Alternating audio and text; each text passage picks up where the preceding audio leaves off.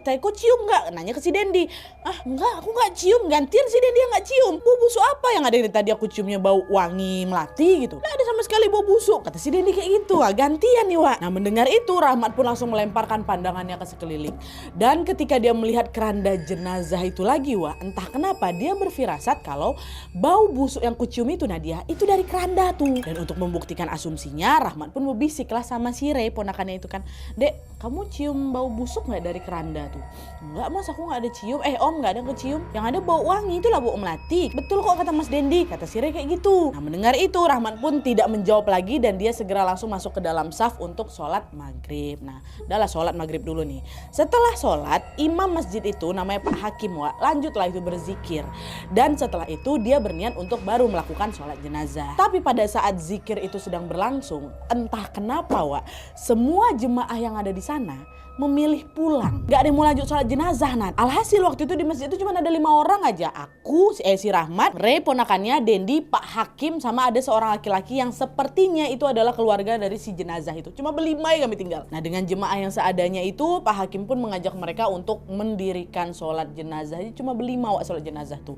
Dan sholatlah mereka kana. Setelah selesai, laki-laki yang tidak dikenal ini yang dipikir tadi keluarga si jenazah ini tiba-tiba ngampirin Rahmat Wak.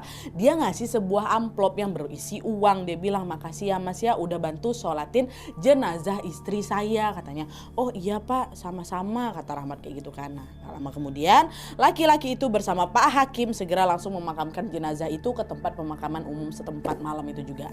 Sementara Rahmat, Dendi dan juga Ray nggak ikut ke lokasi Wak karena pemakaman umum itu lumayan jauh Nadia dari kampung aku. Nah setelah sholat itu mereka pun membagi uang yang udah dikasih sama si bapak tadi menjadi 3 bagian lalu bergegas pulang ke rumah masing-masing.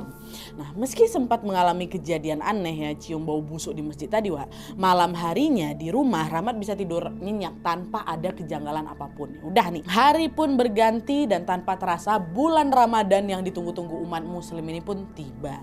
Dan sebagaimana tradisi di kampung tempat si Rahmat ini tinggal Wak, dia bersama para pemuda lainnya mengadakan sahur keliling tuh selama Ramadan untuk membangunkan para warga. Biasa kan kayak gitu kan.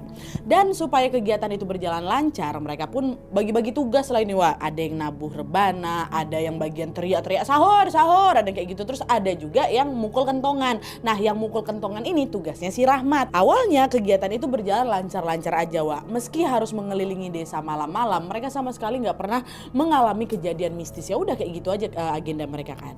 Tapi sayangnya hal itu tidak berlangsung lama karena Wak memasuki hari keempat puasa itu mulai nih ada kejadian-kejadian mengerikan lah gitu ya menghantui si Rahmat. Jadi ceritanya di hari keempat